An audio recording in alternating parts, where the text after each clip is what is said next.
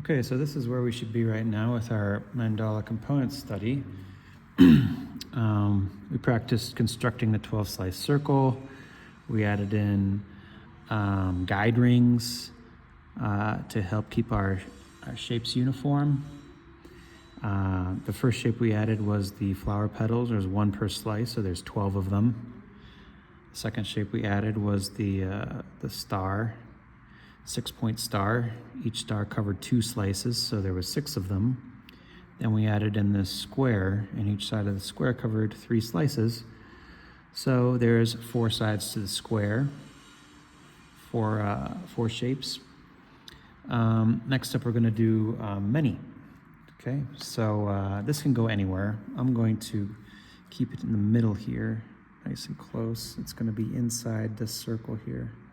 So just move this away from things for a second. So draw the circle here.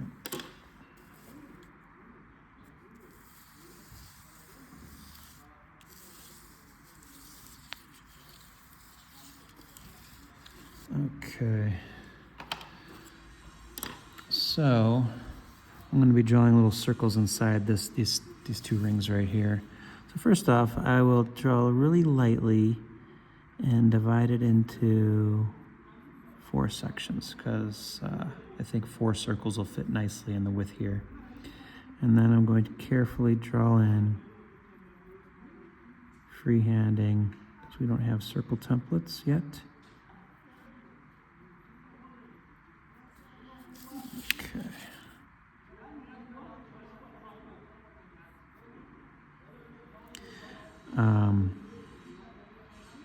Try to keep all these circles nice and uniform so they're touching the left side and the right side of the little section you're making, or whatever shape you're adding.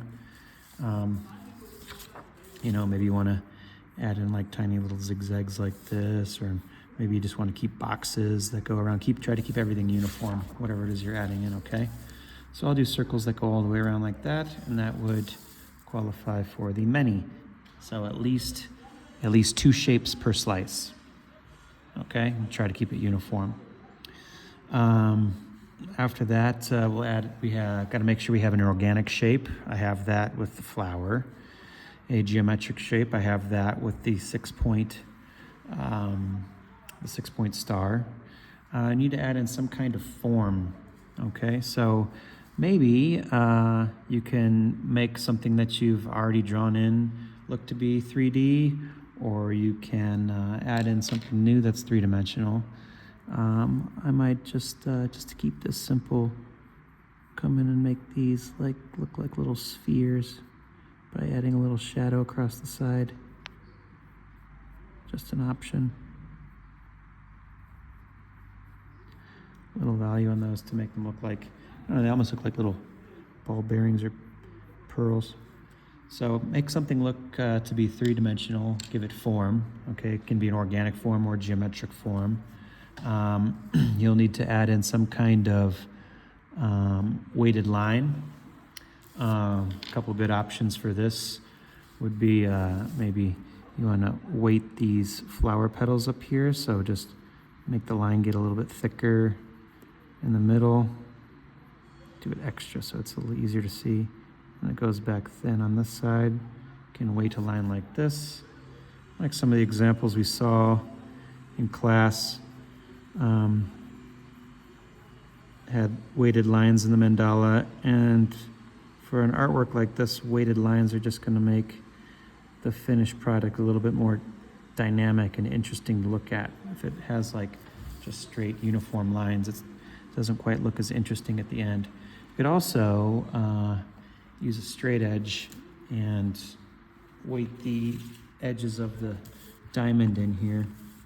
I might actually use if you want to do something like that, I would recommend using your compass. Use the compass as much as you can to keep things uniform. So that's where the weighted line will come in. I'm not going to draw the whole circle, just mark where the inside of the weighted line will come to. And that looks good. So then I'll just come back with my pencil and straight edge. This makeshift straight edge I have with my cardboard. Make sure the everything's lining up nicely. Okay. Nope. There we go. So that's the inside.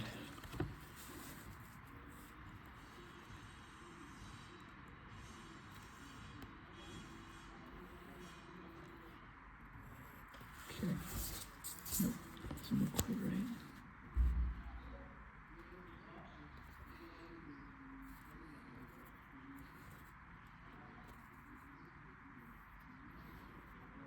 There we go. All right. And then I'll just fill this in here.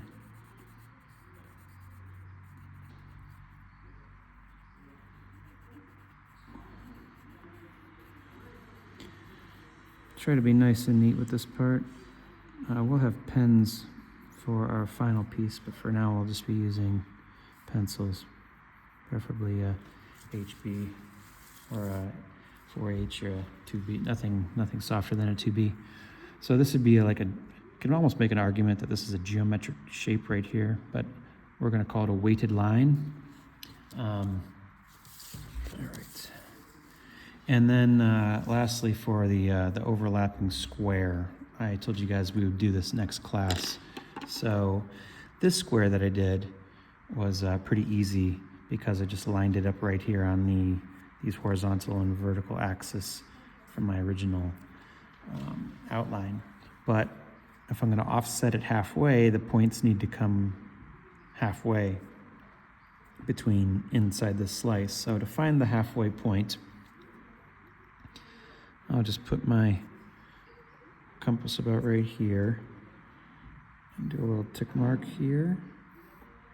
Doesn't really matter where or how wide the compass is.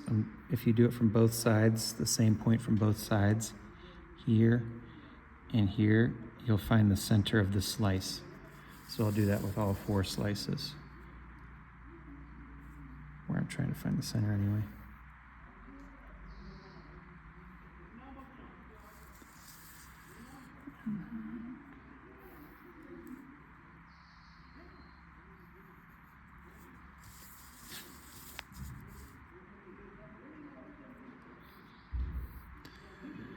Don't really want to eyeball this and just guess, because it will most definitely be off a little bit and you'll be able to tell. It'll show. So now I can use my, this is a terrible stretch.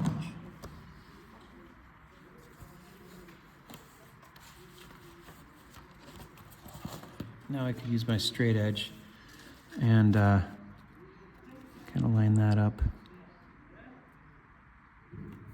So the center of this would be about right here. Yep, looks good. Line up the X I made with the center needle hole, and then find the center of this slice. It's about right there.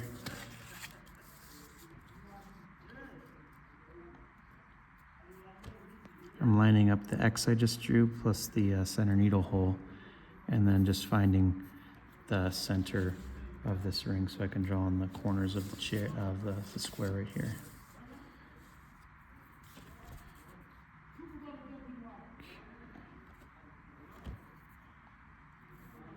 All right, so now I can use my straight edge and I'll connect these just like I did the first one.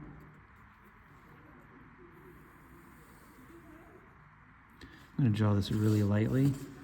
Do the outside and the inside of the square.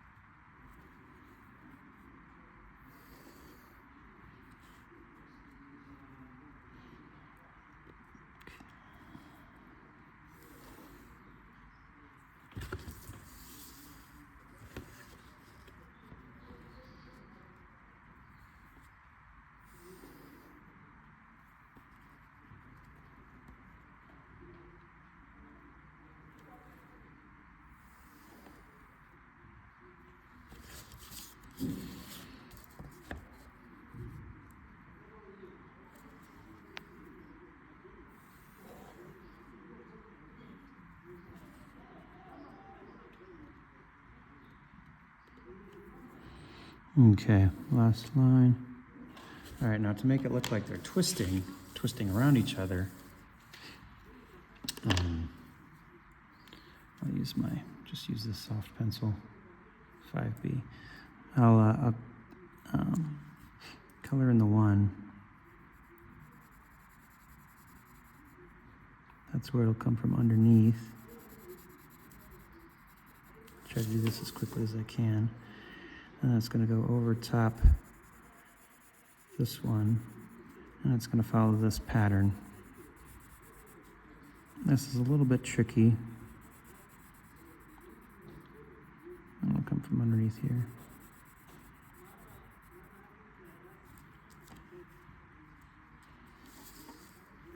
And then it starts here again.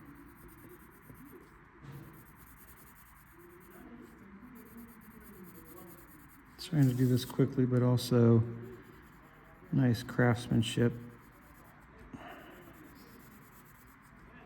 That goes over.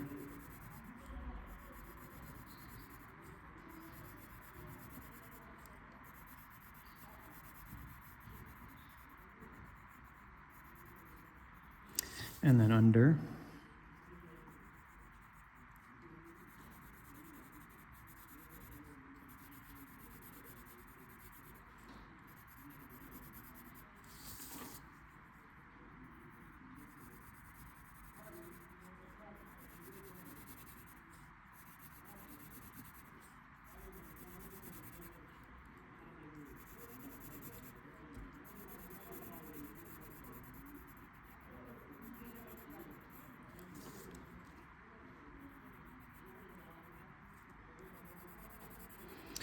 Corners are the tricky part.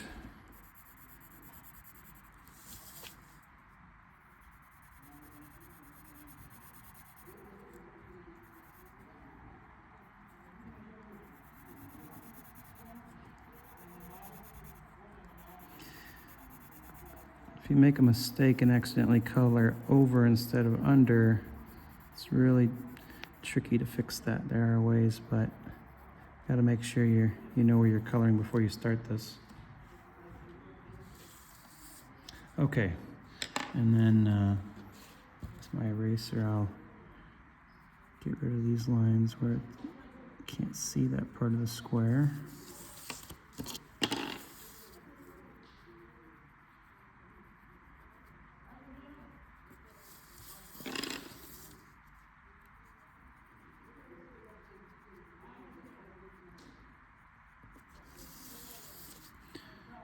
That should just about do it, the twisting squares. Always a nice element to add to a mandala, how the squares kind of wrap and twist around each other. So keep adding in more shapes, finish up the